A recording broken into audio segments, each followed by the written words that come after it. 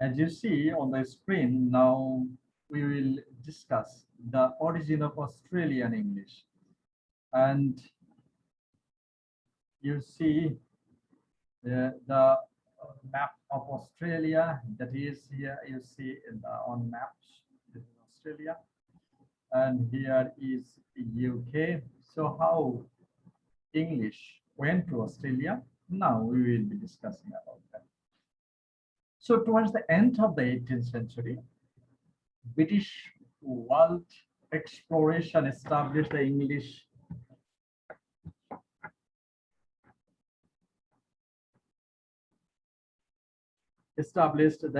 language in southern hemisphere, and the number of speakers not very large in comparison of the northern hemisphere, that means on the globe. As you see, these are the northern hemisphere, that is the America, Canada, like that, and that is the Greenland, and this is the southern hemisphere. So towards the end, towards the 18th century, the British people, they thought that they will be expanding their territory towards the southern part of this globe.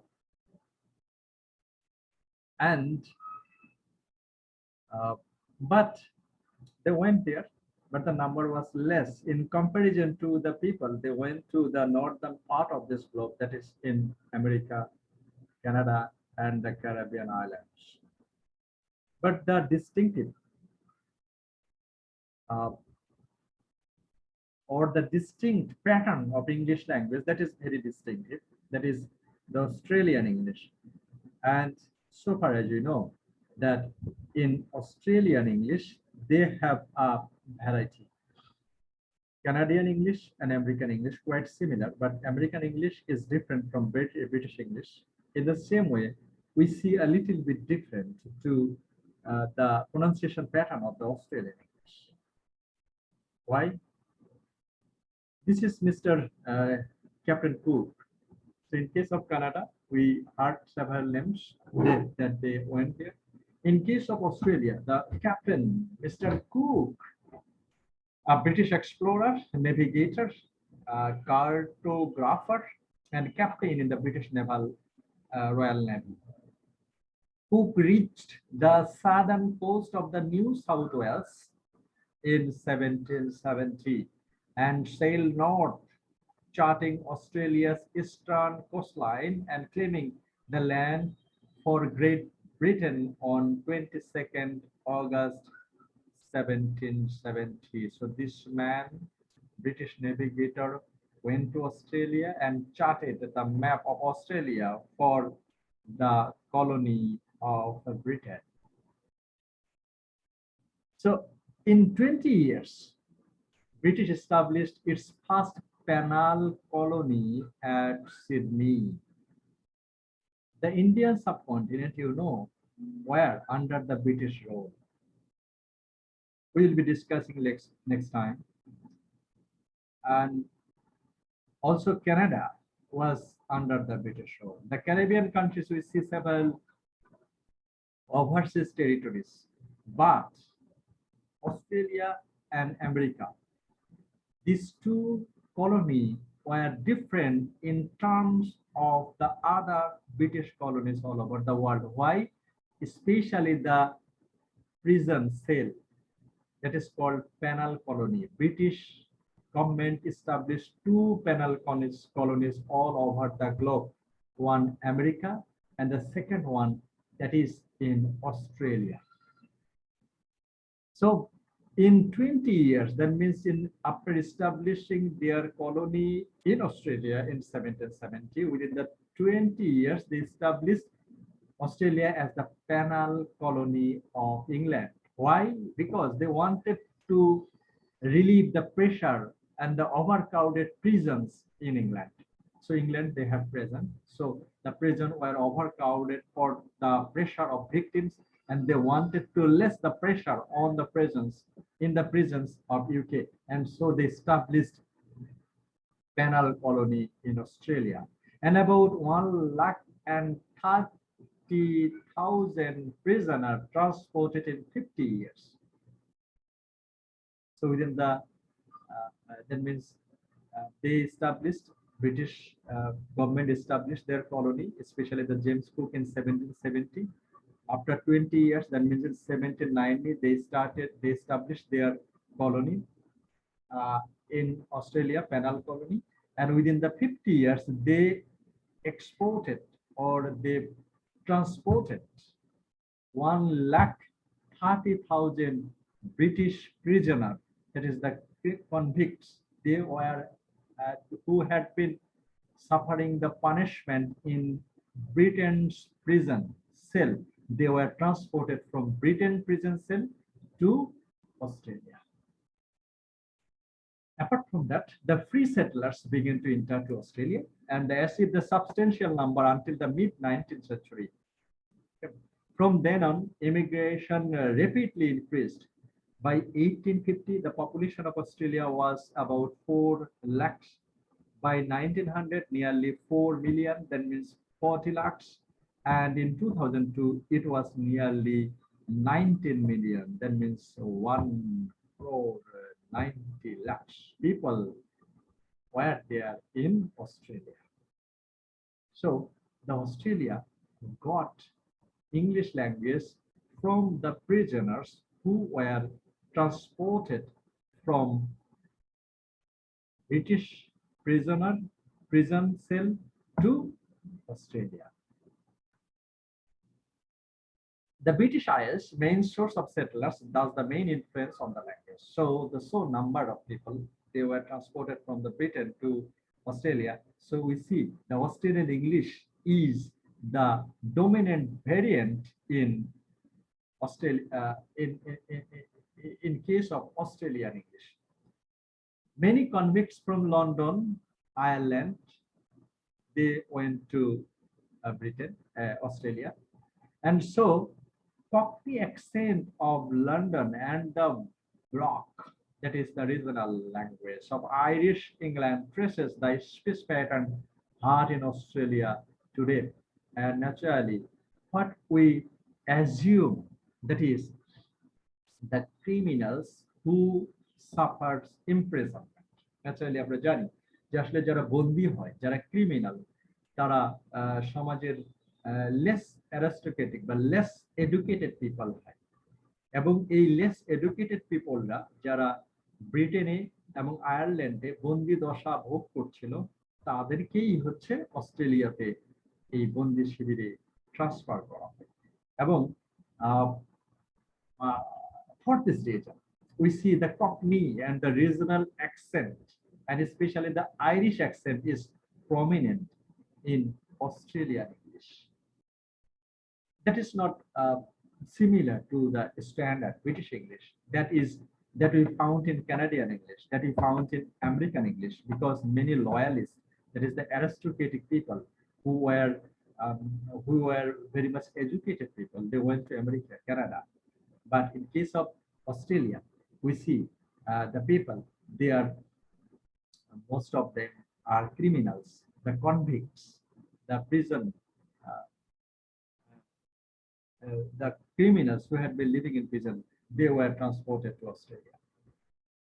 So the language contains many expressions originated in Australia from the Aboriginal languages. Most probably, you have heard the name, the Banglish, is it? So we pronounce English, but the pronunciation for the cause of our Bengali pronunciation, that got a Bengali pronunciation pattern. Okay, so half English, half Bengali. So such kind of pronunciation, naturally we make fun and say that this is Banglish, not English. So English in mixture with Bengali pronunciation. Such kind of pattern we see in Australian English, because before the transportation of the criminals to Australia, there were some Aboriginal Australian. They had also influenced the English pronunciation of Australia. And recently, the influence of American English, a growing number of immigrants group noticeable in Australia. So thus, Australia has a very mixed linguistics character. So And also, Irish people also went there for another reason. That is the Irish rebellion that happened in Ireland in 1798 for the cause of religious separatism, because Ireland was suppressed by the British government or UK government or England's governments for the case of some religious perspectives, and they rebelled against the England government and they defeated. And next time they moved towards Australia.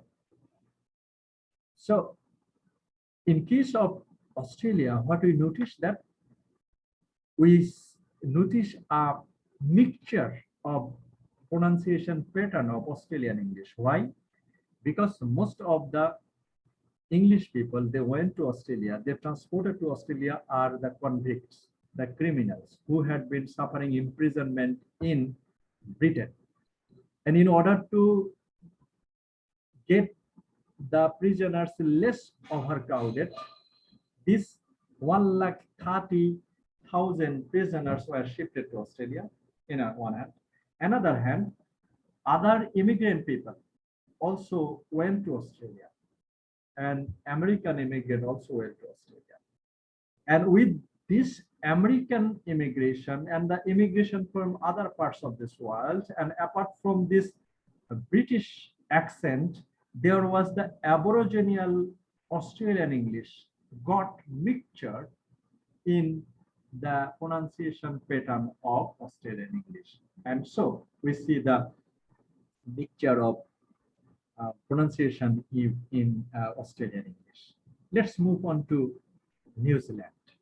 New Zealand, as is so in this area, Captain Cook went there. So in New Zealand, English language started later and moved more slowly. And especially, we see that a Maori, there is a ethnic group living in New Zealand that we didn't see in Australia. In case of Maori, they had their own language, they had their own culture. So the Maori language, their language is also called Maori people and Maori language. Captain Cook started the islands of New Zealand in 1769 to 70. Other European whalers and traders settled there in the 1790 decades, and Christian missionary work among the Maori from about 1814. However, official colony established in 1840. So we most probably in 1770, Captain Cook established colony in Australia. But much time later, that is in 1840, nearly 70 years later, Britain formally established their colony in New Zealand. And there was a treaty that is called the Treaty of Waitangi, that is the Maori chief and the British Crown that established in, that is the treaty. Then increase in European immigration around 2000 in 1840 to 25,000 by 1850 and to 750,000 by 1900, and the total population in 2002 was 3.8 million. So this is the Treaty of Waitangi. We see the two men wearing hat. They are the British, and they are the Waitangi, the Maori chiefs. Maori, we know that these are the Aboriginal people of New Zealand. So there was a treaty that was signed in 1840, and after that, the British formally established their colony in New Zealand. Three strands of New Zealand's social history had especially linguistic consequence. First, from Australia, as it is very close to Australia. So the linguistics variety of New Zealand, that is quite similar to Australian English. Number one, a stronger sense of the historical relationship with Britain and a greater sympathy for the British values and institutions. Again, the New Zealand people, they also love the British linguistics pattern and also the culture and the values. And for this reason, we see that the pattern of New Zealand English is quite similar. Many people love the British values and linguistics pattern in New Zealand. So many New Zealand people speak with an accent which displays clear British influence. Secondly, a growing sense of national identity and emphasis on the difference between New Zealand and Australia. The New Zealand, geographically, these are the two countries, and for this reason, many people of New Zealand, they had been thinking that our English is different from Australia. And differences in the accent of the two countries motivated the use of distinctive New Zealand vocabulary and accent. So we see the difference. And thirdly, a fresh concern of the rights and the needs of the Maori people. And the Maori people, they want to establish their own linguistic identity. And for this reason, that is, and then now over 10% of the population are the Maori people, and they have their own language, that is the Maori language. And resulted is in increased use of Maori words in New Zealand English. So these are the origin of New Zealand English. So New Zealand English, geographically, it is quite similar to Australian English. However, many people love British values, so they follow the British standard English pattern. And also with this English, we see the pronunciation pattern and the vocabulary of the Maori people of New Zealand. So these are the fresh concern and the history of Australian English language. So thank you very much.